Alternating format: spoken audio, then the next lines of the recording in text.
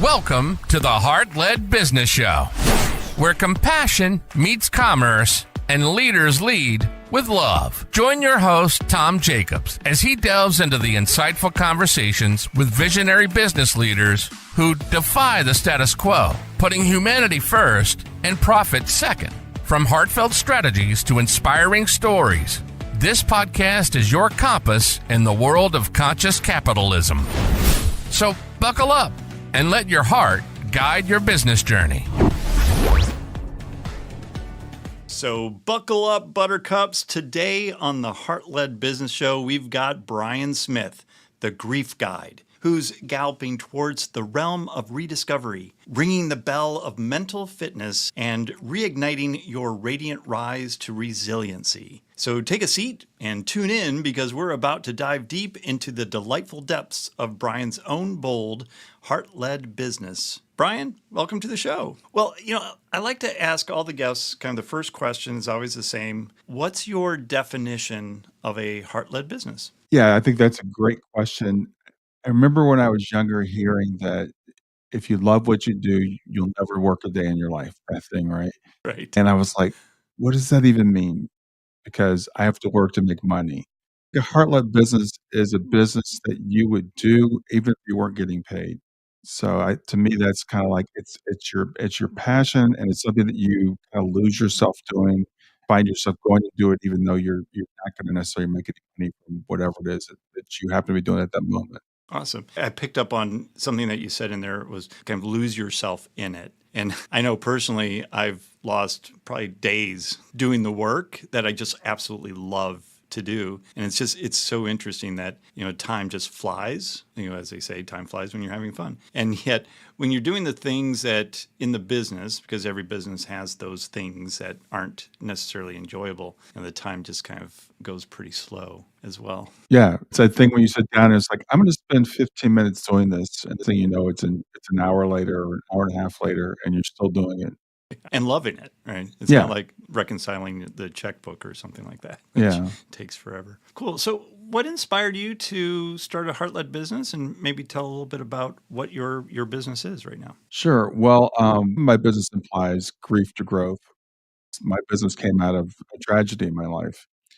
And it was when my 15-year-old daughter, who was behind me, passed away suddenly in 2015. She was a healthy girl, really a great athlete, and it was a June day. We recorded this in July, and she just she up that morning. It was called sudden unexplained death in children. So as you can imagine, I was like devastated. What do you do now? Your life feels like it's over. I have another daughter. My wife was running a business at the time, kind of an entrepreneur. So I had a business, online business. My wife and I are selling hair and skincare. And so I did that, and I was trying to figure out how to heal. Where do I go from here? All those things, and got involved in an organization called Helping Parents Heal. Started working. Also, I was being counseled, I guess I'd say, by parent lost children. I was receiving the healing. And after a few years of doing that and volunteering with them, it's like, it's time for me to turn back to other people that are going through this. So about 5 years ago, I got the inspiration to start Grief to Growth. And again, based on this idea that when you feel like you've been devastated, you can actually grow from that. You can come back from that. And I use the analogy of a seed. When we bury something in the ground, it doesn't come back, right? We call it buried because it's not coming back. The seed in the ground, we're planting it. We're expecting something to come out of it. And that's what I try to help people understand. So that's the business I do. I'm a life coach, but I specialize with people that are in grief. And I realized that that's what all coaches are. We're all trying to help people. We're telling them this mindset that we want them to have, but how do I hold on to it? I've got to build these skills. I've got to build these muscles. So I work with clients to help them not only to but to be able to come back to that and to be able to build that mental fitness muscle. So I people one-on-one. I do some classes that people can buy through me. I just recently started an online community. So I've got a group of about 250 people now that are coming together to support each other. I love the quote by Ram Dass, we're all just walking each other home. I was working with a coach earlier, and we were talking about grief counselor, grief whatever. What are you going to call yourself? And he said, "What about a grief guide?" And I'm like, I like that because the client said where we're going to go, and I'm kind of in the co-pilot seat, helping to navigate, figure out where's it you want to go, and then we figure out together how do we get there, walk that path together. I'm not necessarily teaching or training, bringing forth from the wisdom that they already have within them. Yeah, no, that's what a wild story, and I can't even imagine losing a child. I don't have children, so that had got to be probably the worst day. It's the worst day imaginable. Yeah, It's every parent's nightmare. As a parent, you'd give up your life for your child. yeah, I can't think of any parents I know that said they wouldn't do that or wouldn't say they'd do that. So when your child, you feel like a failure for one thing because you couldn't protect them. So I'm still their parent. Where are they? Are they okay? All those questions. With a client very recently that lost a child, and they're like, "Well, I really relied on my faith. I'm a Christian, but now this has me questioning everything." mm, So it's just like your whole foundation is ripped out from under you. Your expectations of the world. People aren't supposed to die first. Old people are supposed to die first. I've got faith. God protect me. mm, All those questions. So those are the questions my clients come to. They're real easy questions, right? right. The right stuff. But I think those are the important things. Yeah. And if we can answer those questions, if we can understand who we are, why we're here, where we came from, where we're going, everything changes, everything shifts. And that's the point now and the point I like to help other people get to. It's, when you say that, it seems like it's almost a tragedy that we have to wait for a tragedy to actually do that work. And it's human nature. I've argued this for a long time. And I think it kind of goes back even to evolution. So if you're doing something and it's working, the most efficient thing is to keep doing that same thing. We don't invent things because things are working. We invent things because things aren't working. It sucks that as humans that we need these tragedies to kick us in the butt to move us forward, but that's kind of who we are, and that's okay. When you get to the point where a lot of my clients are, and I try to be, is like you don't see these things as tragedies anymore. You see them as being useful in your life. As weird as that may sound. And it's not just even losing a child, it's getting a divorce. It's losing a job. It's COVID that we went through, that we all went through. So all of these things, we label them good or bad, but in reality, they can all be useful. Yeah, I mean they're data points really for us. But when things are going well, I mean we still need to do some deep work. Like I would think that we still need to do some deep work in terms of keeping our mental health active and doing those fitness because you don't wait until you can't walk anymore before you start exercising. Well, like actually, that's probably not a good analogy because people still do that, right? They don't exercise until they Mhm. actually have to lose the weight or what have you. But yeah, that's like you're right. It's It's it's nature. great if you can, and you're blessed or you're a lucky person. If you can do that when you don't need to do it. I started meditating because of anxiety. I started studying the afterlife because I had a fear of death. A lot of times, as you said, we start working out when the doctor says you've got to take off 20 pounds. And that's kind of the way we are. But if you can do it when you're not in crisis, it's so much easier. And the fact is, we're all going to go through crisis at some point in our life. It's just the nature of being a human being. We're going to lose our health. We're going to lose a loved one. Something's going to happen to us. You can just that for in good times and get prepared for the bad times. I started studying the afterlife long before Shayna passed away. And I felt like that set me up so that when she did, one of the blessings I had was worried about where she was. I never worried about if she was okay. That was taken away from me because I had done that preparatory work. Oh yeah, I mean that's amazing that you were doing that prep work before she passed. Hopefully that eased a little bit for you. It did. We grieve. I look at it. It's a dual thing. We grieve the person. We grieve for ourselves because we lost that person. Like, oh, this is it sucks not having them. But most of us also grieve for what that person lost. longer here. They're not in life. They don't exist anymore. So those are the two of grief, I would say. If we can take away the part of grieving for them, for their loss, just deal with their own loss. And that's I like to. Yeah. No, that's a much better perspective too. It's a lot healthier. You had said something earlier about the seed, and when we plant the seed, bury the seed, and then it grows. Talk to us a little bit more about that and kind of how that philosophy kind of impacts your business and how you work with people and how you've been able to heal as well. Yeah, well, that came from Jesus in the Bible. And I'm not a Christian anymore. I was raised as a Christian, but Jesus has a lot of really things to say. And one is he talks about unless a grain of wheat falls to the ground and dies, it remains alone. But if it falls to the ground and dies, it comes back and it produces much fruit. So it's a way of looking at the things we consider to be tragedies in our life as starting points, as okay, what's going to happen? And then you could carry the analogy a little bit farther. When we plant a seed, it's dark, it's cold, it looks like it's never gonna come back. If you come back and look at it every day, it's like, okay, looks the same, still there, still buried, haven't yet back yet. Goes through the winter. If you plant a bulb, it doesn't come up till the spring. Analogies there we can take for our own lives. So that's, what I try to do is help people shift to that mindset. One of my clients are like, they wanna rush through, right? They're like, "I fixed this. I wanna get back to the person I was before." The other thing about that analogy is that seed doesn't remain a seed, it becomes something different. You're not gonna be what you were before. You're gonna be really something better, one day. In time, well, nature shows us that things don't just sprout overnight, it takes a while. We work with, understanding, like, wherever you are, it's okay. You are is where you're meant to be, and it's okay to aspire to be better, but, I try to help people understand, let's live in the moment, and let's embrace the moment.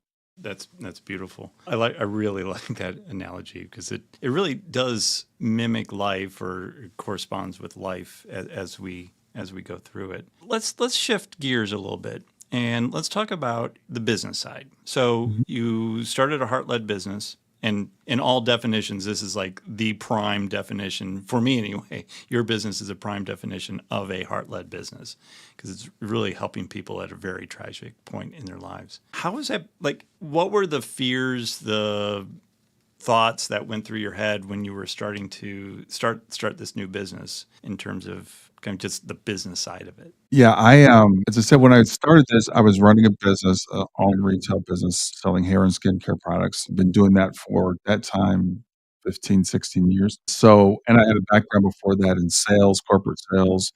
I was one of the first people to build an internet business. So I've been on the internet for a very long time. So I was like, started, frankly, it wasn't a business. Mm. A series of synchronicities came about. So I had a friend, she's intuitive, she's a medium. And one day she sent me a message on Facebook. She said, I saw this life coaching class I thought you'd like to take. And I'm like, why would you think I want to be a life coach? I have no desire to be a life coach. I don't, I always laughed at life coaches and people that have life coaches. And I was like, yeah, maybe I'll take it. It was a Udemy course. I took it and I thought this could help me in my volunteer work. And I've always been interested in technology and stuff. And I listened to a bunch of podcasts past and they really helped me. And I thought, well, I could do a podcast. So I started doing a podcast.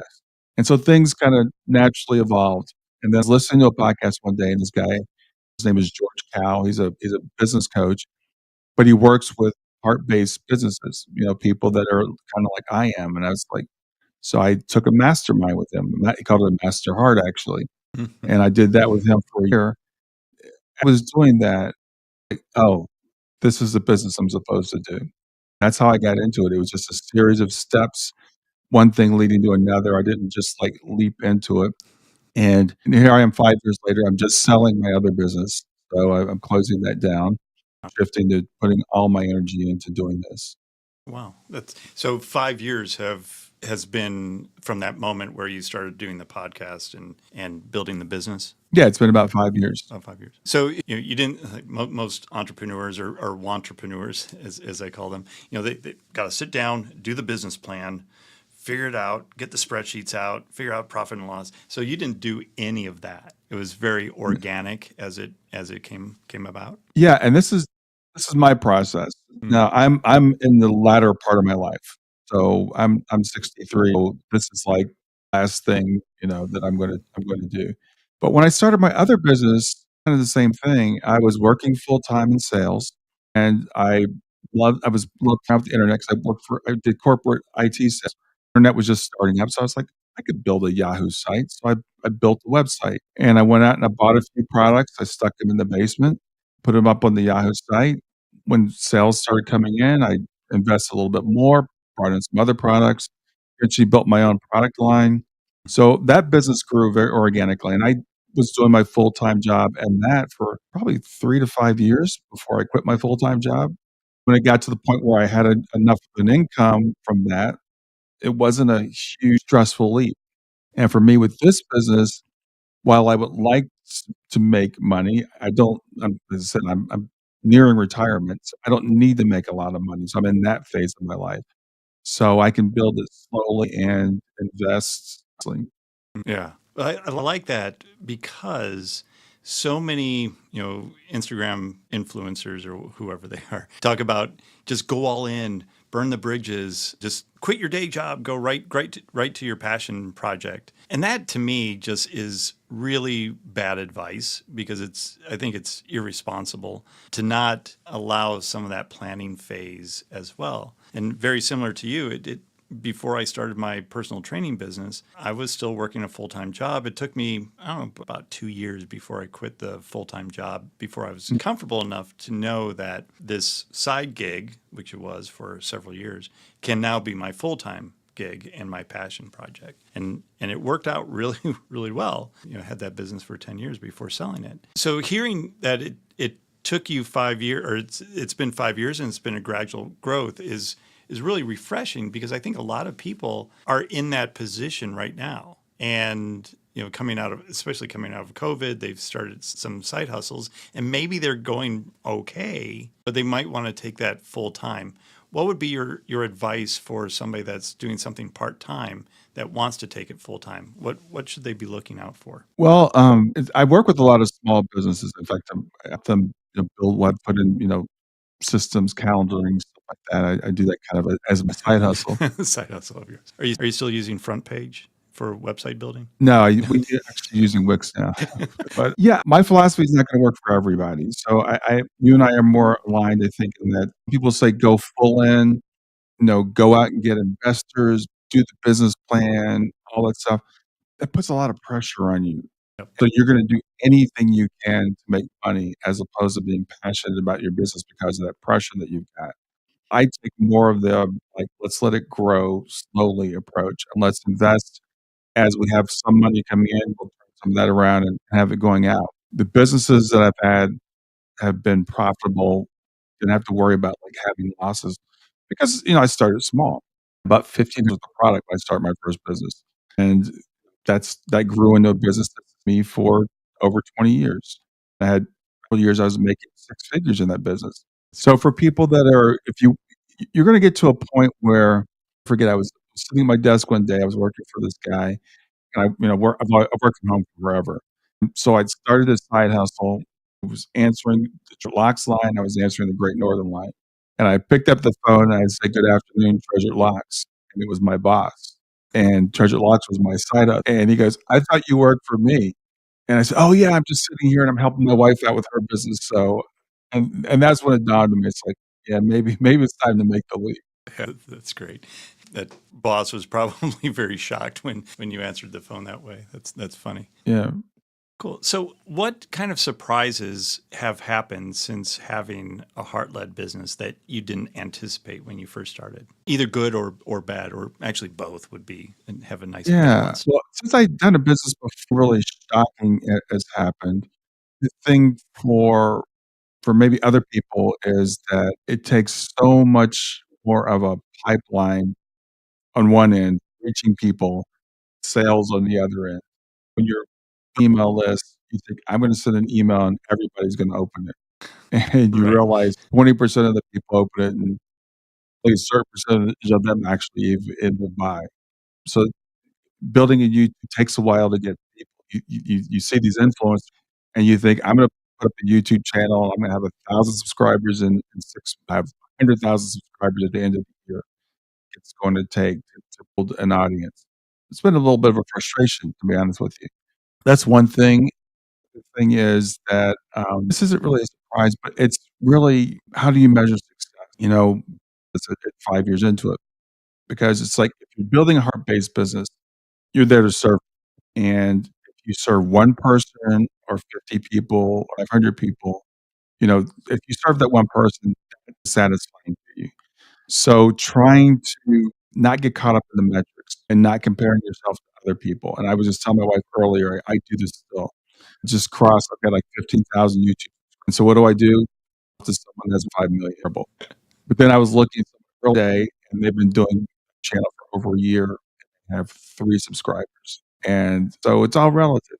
Yep. So we have to try not to keep comparing ourselves to that next person and try to be happy with. Yeah. And give ourselves grace in terms of the speed at which things actually happen. I think there was a Tony Robbins quote that was, I heard it from him. I don't know if it's his quote, but we overestimate what we can accomplish in a year and underestimate what we can accomplish in 10 years. Mm. And I think that's so true, because a lot of people, they go into a business, they're like, I need to make my, you see these ads, 6 figures in 6 months, and just do it organically, it'll happen. Of course, you just put the work in, and it'll happen. And then you're racing, and you don't get to that 6 figures. By the end of the year, you're like, oh, complete failure. And then over time, if you keep consistently doing what you're doing, then in 10 years, you're going to be way over what you thought. But unfortunately, I think a lot of people quit after that 1 year of putting so much pressure on themselves to make that money versus leading with their heart and knowing that this passion, if they're going to do it well, there's a market for it and people are willing to pay for it, then it's going to be success if you're putting your heart into it and serving the clients at the same time. That's excellent. That's really well said, and I think that's extremely important. You have to stick with it, and there are going to be, quote, failures. Interesting, because my wife and I would always, when we were running our business, our retail business, I was always investing in stuff. I would try Facebook ads, I would try Google ads, I would hire these marketing agencies, and she's like, "Brian, why are you doing this? It never works out." And I'm like, "'Cause something will, to keep going." I would bring in products, and I would just like, "No, this one's gonna be a hit. We're gonna sell tons of this." Sell none. And then I'd bring in other products, and she'd say, "Why are you bringing this in?" I almost this makeup line. Like, it's not very expensive, you can buy it anywhere. It's like, I just have a feeling about it. So we did great. It was one of our top selling products because they were a very regional company, places that their products weren't available, and they would advertise nationally. So people would go look for their product. They couldn't find it in the stores. They get online, only ones carrying it online. And they didn't have a website, so they would send, client us. So you never know where it's gonna come from. So if you're doing a business, keep trying things. I one-on-one coaching, I'm doing classes, I write books, I've got the podcast. You have to have multiple things out there. You never know which one's gonna pop.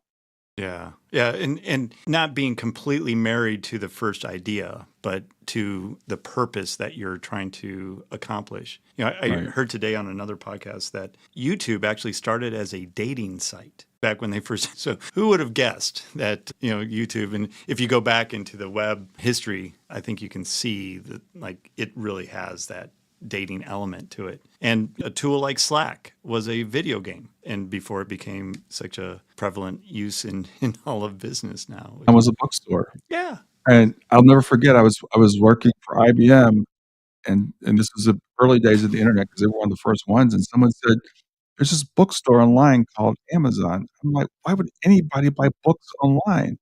No sense to me. Same.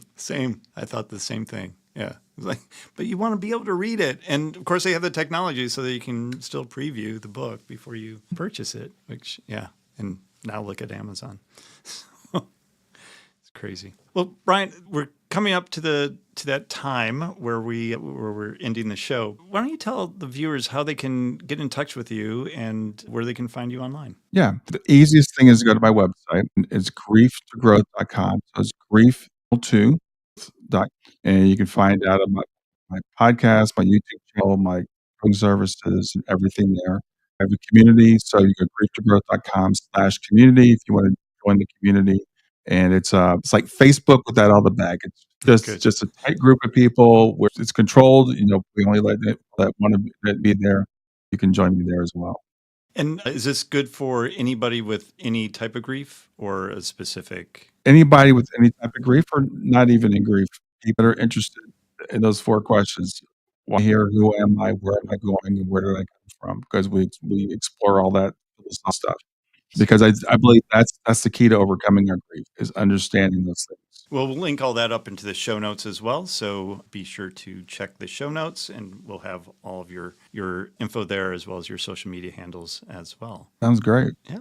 Well, Brian, thank you so much for sharing your story with us. It was very inspiring, and how you were able to take that tragedy and make a business out of it and help tons of people. So thank you so much for sharing that with the world. Yeah, thanks for having me.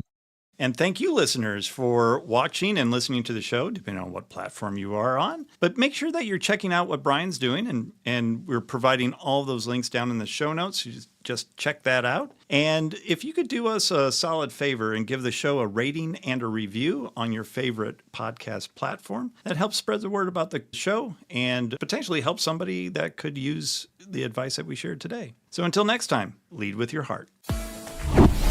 You've been listening to the Heart-Led Business Show, hosted by Tom Jacobs. Join us next time for another inspiring journey into the heart of business.